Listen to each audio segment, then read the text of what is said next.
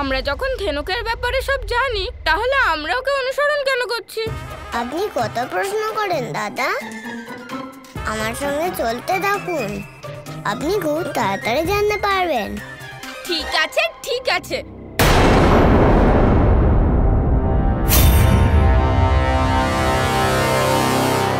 কি করছেন দাদা? এবার নিজের মুখটা বন্ধ করে ওকে অনুসরণ করুন।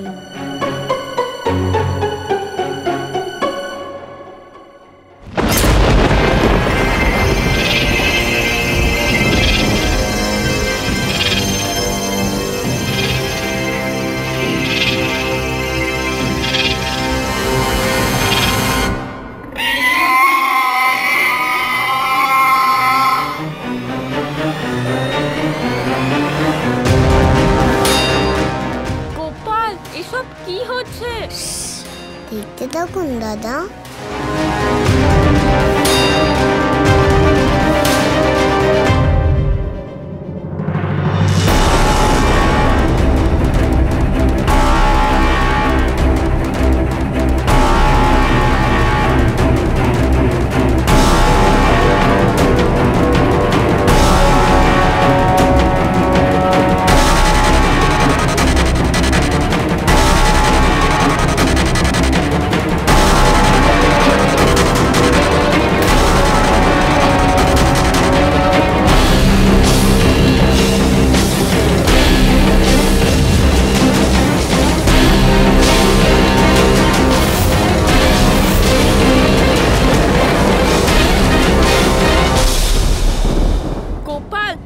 আমরা ওকে যা ভাবছিলাম, ও তো দেখছি ঠিক তার বিপরীত। আমরা যা দেখি সেটা সবসময় সত্যি হবে এমনটা নাও হতে পারে।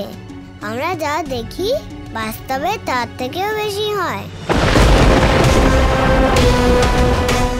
এবার আমি যা যা বলছি সব মন দিয়ে শোনো।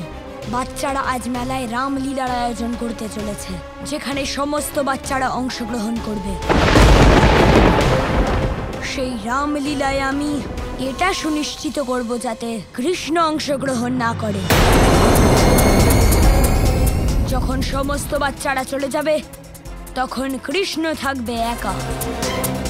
আর এর থেকে ভালো সুযোগ হয়তো আমরা আর কখনো পাবো না। আর আমরা এই সুযোগের পূর্ণ সদ্ব্যবহার করব। আমরা সবাই মিলে ওই কৃষ্ণকে শেষ করে দেব। হ্যাঁ, আমরা সবাই মিলে কৃষ্ণকে শেষ করে দেব। আমাদের এই পরিকল্পনায় নেতৃত্ব দেবে তিনজন, ঘৃণাসুর, শ্রোণাসুর ও গর্ধবী। কোথায় তারা? ওদের মহারাজ কংসের প্রাসাদ থেকে ডেকে পাঠানো হয়েছিল, ওরা হয়তো ওখানেই গেছে।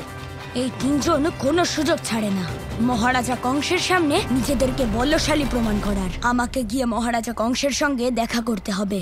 এর মানে এটাই যে এর পেছনে কংস মামারই হাত আছে। তাহলে এবার যাই লঙ্কাতে। আমার কথার মানে হলো মথুরায় আজই গিয়ে রাবণকে বধ করে দি। না দাদা, রামলীলার আনন্দ কি করে উপভোগ করব? এবার আমরা ফিরে যাব। এখানে আসার একমাত্র উদ্দেশ্য ছিল আপনাকে বোঝানো যে আমাদের এই খেলায় আমাদের বিপক্ষে কে আছে। কিন্তু গোপাল, আমরা ওকে এই মুহূর্তে মেরে ফেলতে পারবো না। আমাদের জন্ম লীলা করার জন্য হয়েছে, কাউকে মারার জন্য নয়। এখন আমাদের প্রধান কর্তব্য হলো আমাদের পরিবার আর আমাদের দলকে সুরক্ষা প্রদান করা। এই ধেনুককে তো আমি ছাড়বো না। ওর সব কুকর্মের ফল ওকে পেতেই হবে। আমি আপনাকে বললাম তো দাদা যে আপনি ফল খান, কর্মফলের চিন্তা করবেন না। সেটা আমি দেখে নিচ্ছি। কর্মফল থেকে কেউ মুক্তি পায়নি। আমার মনে হয় না যে এই ধেনুক এই কাজ করে উঠতে সফল হবে। সেই জন্য আমি তোমাদের তিনজনকে এখানে ডেকেছি।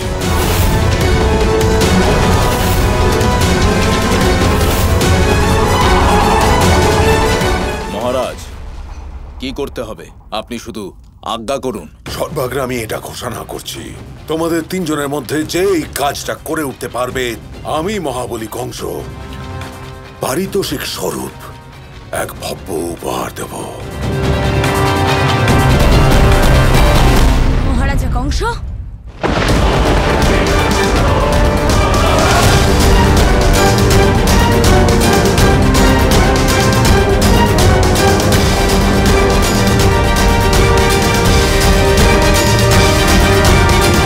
একদিকে আপনি আমাকে কৃষ্ণকে সবার থেকে আলাদা করার পরামর্শ দিচ্ছেন, আর অন্যদিকে আমার বিরুদ্ধেই ষড়যন্ত্র করছেন। তুমি এখনো পর্যন্ত এই কাজ করতে অসফল হয়েছ। যদি তুমি এই কাজ করতে সক্ষম না হও, তখন অন্য কেউ এই কাজটা করে নেবে। আপনাকে কে বলেছে যে এই কাজ করার ক্ষমতা আমার নেই? ধেনুক, তুমি আমায় আশ্বস্ত করেছিলে আমি আজই ওই কৃষ্ণকে বধ করে দেব। কিন্তু এখনো পর্যন্ত তুমি সফল হওনি। কিন্তু মহারাজ, আপনি তো আমাকে রামনবমী অবধি সময় দিয়েছিলেন। তোমার কাছে চৈত্র নবরাত্রির মেলা সম্পন্ন হওয়া পর্যন্ত সময় আছে। তার আগেই ওই কৃষ্ণের হত্যা হয়ে যাওয়া উচিত। মহারাজা কংস সবার মধ্যে বিভাজন সৃষ্টি করে শাসন করতে চাইছেন, কিন্তু আমাদের নিজেদেরকে অবশ্যই সাবধানে থাকতে হবে। আপনি নিশ্চয়ই জানেন যে আমি যা কিছু করছি আমাদের গর্ধব পরিবারের সম্মানের জন্য করছি। আমাকে রামনবমী অবধি সময় দিন, এই কাজে আমি অবশ্যই সফল হতে পারব। আমাদের পরবর্তী সাক্ষাৎ রামনবমীতেই হবে মহারাজ।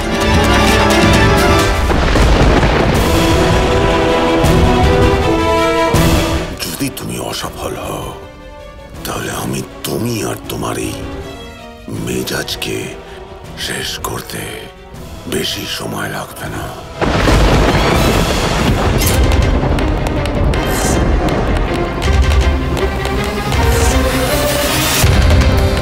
আমি বিশ্বাস করি এই কাজ রামনবমীর মধ্যে শেষ হয়ে যাবে।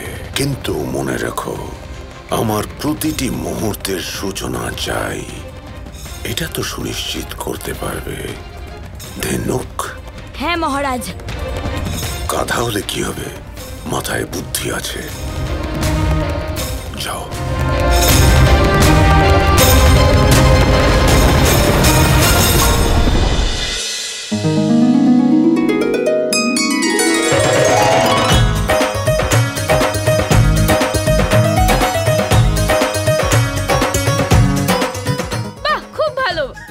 সবাই তো রামলীলা হবার আগেই দেখছি তার চিত্রাঙ্কন করে নিলে। হ্যাঁ প্রধান মশাই, সবাই নিজের ভূমিকাও জেনে গেছে। আচ্ছা, হ্যাঁ, ধেনুক সবাইকে নিজেদের ভূমিকা বুঝিয়ে দিয়েছে। বৃন্দা হবে সীতা, সুদামা হবে হনুমান, জয় শ্রীরাম, আর আমি হব লক্ষণ।